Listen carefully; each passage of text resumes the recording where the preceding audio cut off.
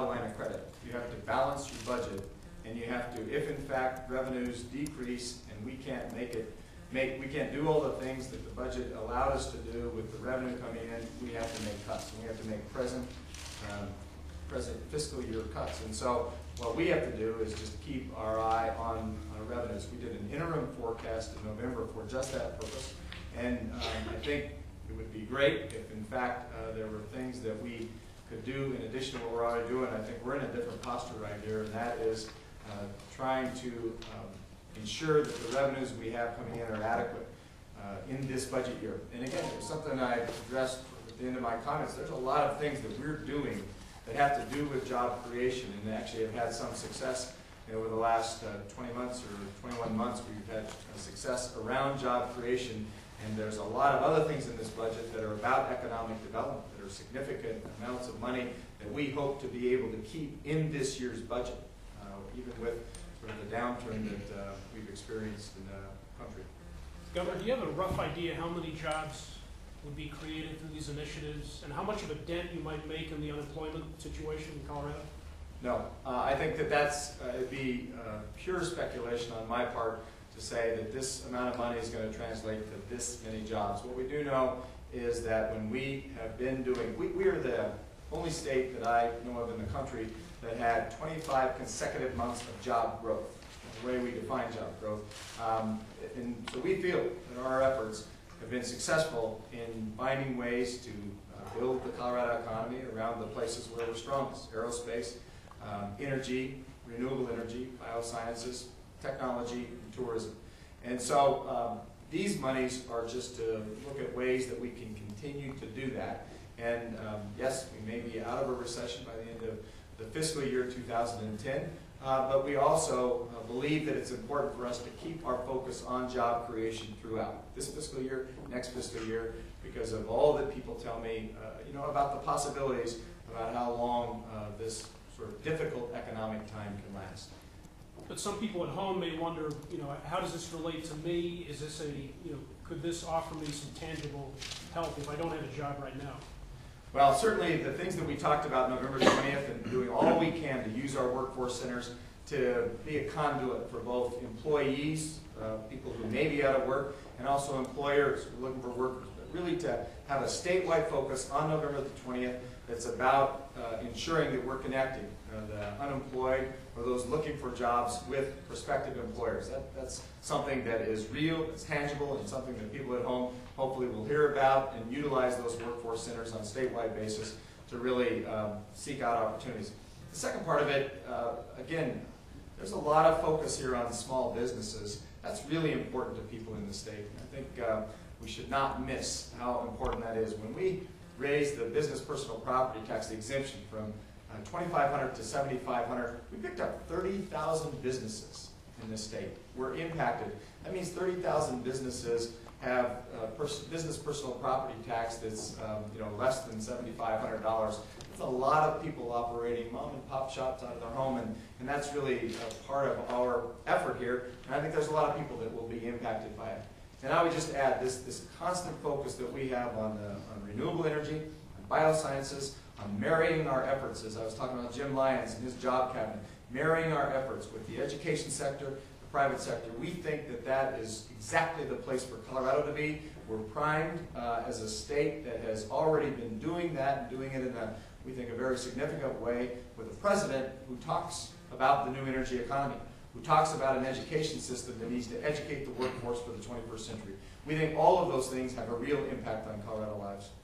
Governor, one member of the committee raised a question as to whether $2.5 million is really a amount of money that could be meaningful in this access to capital program. And I know you addressed the question there, but if you answer that question again, is that really an amount that's going to make a difference? Well, the answer, I believe, is yes. And I referred them back to the Clean Energy Fund, where it was $7 million. $3.5 million was dedicated to economic development for clean energy and the clean energy industry, and it's absolutely, that's not the only reason we've been able to really build this economy in a pretty significant way over 21 months, but it certainly helped. And so it may be seen as help at the margin, but it is absolutely helpful.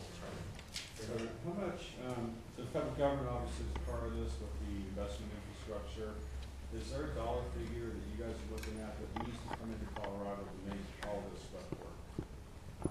When you say all of this stuff, Well, you know, how many projects need to come into Colorado to, you know, make the budget, you know, stimulate the economy and part of the stimulus package will probably happen in January. Is there a number of projects you need to have happen to make the economy? we have a number of transportation projects where the environmental impact statement is completed. We would be ready to go on those projects if, and I can't tell you the dollar figure on those, but I can tell you they're, you know, in the hundreds of millions, and certainly as a state, we could benefit from a stimulus package that focused on transportation projects because we have projects that are ready to go. This sort of downturn in federal funding flowing to states because of the deficit position of the Highway User Trust Fund has impacted our ability to build out some of those projects. You know, the president-elect talks about not only highways, but also talks about other kinds of infrastructure. There could be great assistance offered in developing a national energy grid, and particularly a grid that would pull renewables off, you know, off of the production line out of, you know, wind farms and solar, and put them onto a national grid system. That would be extremely helpful to us in Colorado if some of the money was dedicated to grid. Governor, I know every small business is different, but if you could, or maybe Don, could talk about what it is you hear maybe the most often to the least often in terms of what their challenges are. Is it the quality of their workforce? Is it, you know, technology? What's, you know, kind of prioritize where their biggest challenges? I'll answer that, and I'll ask Don to actually supplement that. So I think 2 years ago, before the national economic downturn, for what we've experienced in this state, the answer would have been an educated workforce. And it's really why Jim's work with the jobs cabinet is just so fundamental to our being able to grow in a significant way this economy.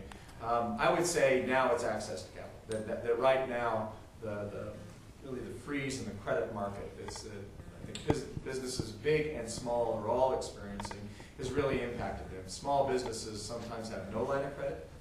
Sometimes they have a small line of credit, you know, if you're really small businesses, and so much of that has gone away, and that really creates a liquidity issue if you think, you know, businesses that employ 10 or fewer people.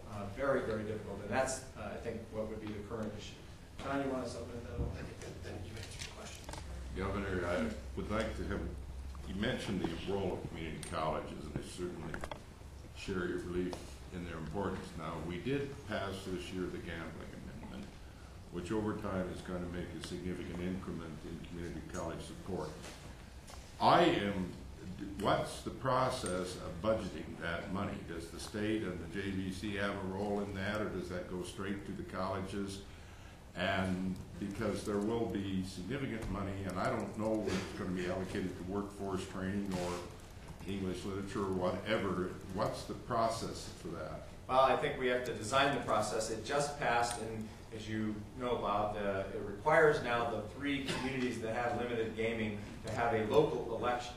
And so those local elections, if they happen, at the earliest would be in the spring of 2009. And that would mean, I think, that the money could begin to flow at the beginning of the next fiscal year, 09-10.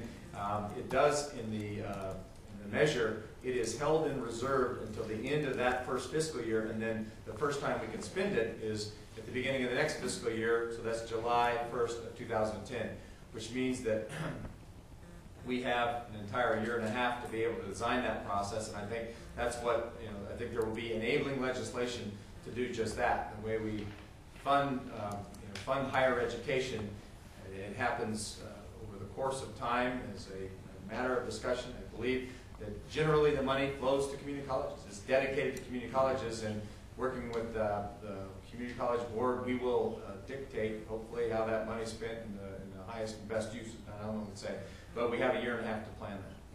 I think one more question.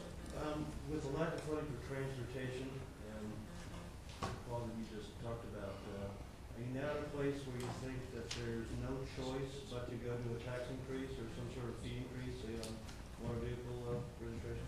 Again, I think that what we're doing right now, we asked the transportation panel to remain together.